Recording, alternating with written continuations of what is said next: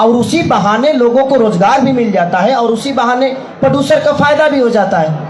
तो अगर बिहार में भी सब्सिडी का लागू हो जाएगा तो शायद मैं खुद ही दुनिया को अप्रोच करूंगा, अपने प्रोड्यूसर को करूंगा, ताकि उसका भी नुकसान ना हो और लोगों को रोजगार भी मिल जाए। तो ये लोग जो बोलने वाले हैं ये मेरे बहुत खास लोग होंगे, हो सकता है कभी मुझसे प्यार किए होंगे, तो हमारे बारे में कुछ ज्यादा ही जानते हैं वो, तो अच्छी बात है। भगवान उनका भला करे, भगवान करे कि वो दुनिया के सबसे बड़े स्टार बने, दुनिया के सबसे म्यूजिक डायरेक्टर बने।